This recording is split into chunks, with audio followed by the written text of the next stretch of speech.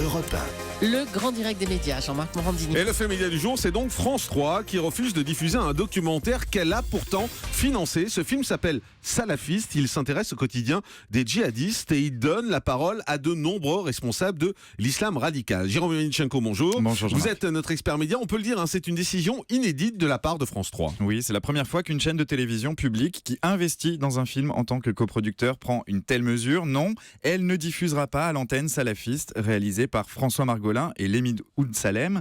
Il faut dire que ce film n'est pas n'importe quel film, c'est un documentaire choc sur l'islam radical. Choc sur le fond d'abord, puisqu'il offre une plongée très crue, sans artifice, dans la vie sous la charia, une immersion au cœur du quotidien des djihadistes, au plus près de l'idéologie salafiste. Un film choc sur la forme aussi. Les deux réalisateurs du documentaire sont allés à la rencontre de responsables d'Al-Qaïda au Maghreb islamique. Ils ont donné la parole à des imams, à des chefs religieux, à des partisans du salafisme, à des djihadistes en Mauritanie, au Mali ou encore en Tunisie. Mais surtout, ce film présente une succession de vidéos de propagande. On y voit des lapidations, des amputations, des exécutions, l'arsenal médiatique que les organisations djihadistes ont l'habitude d'utiliser pour revendiquer leurs actions. On y voit aussi une séquence d'une dizaine de secondes. C'est l'exécution d'un policier, Ahmed Merabet, par les frères Kouachi, quelques minutes après la tuerie de Charlie Hebdo. Des images diffusées sans contrepoint, sans avis contradictoire, sans commentaire, comme pour leur donner plus de force. Et bien évidemment, c'est ça qui pose problème. Oui, ce traitement des deux réalisateurs est sujet à controverse. Sans les accuser de complaisance avec leur sujet, on leur reproche de ne pas mettre en perspective les propos tenus et les images violentes, barbares, extraites de la propagande djihadiste. C'est le reproche que leur fait la direction de France Télévisions, mais aussi de nombreux observateurs qui ont pu voir le film.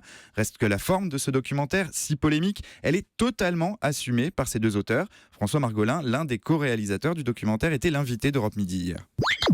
Je ne sais pas pourquoi tout d'un coup sur les salafistes ça devient un problème. Moi j'ai fait dans ma vie des films sur les talibans, j'ai fait des films sur les enfants soldats qui n'étaient pas tous des enfants de cœur, c'est le moins qu'on puisse dire, et ça semblait pas poser de problème. C'était la même méthode, il y avait un carton au début pour expliquer notre point de vue. Entendre ce discours effectivement aujourd'hui est quelque chose de nouveau qu'on cache, on est aujourd'hui dans le déni en France sur la réalité et on ne peut pas comprendre ce qui se passe et pour quelles raisons il y a eu ces attentats en janvier contre le Charlie Hebdo, et je crois qu'en voyant notre film, on le comprend.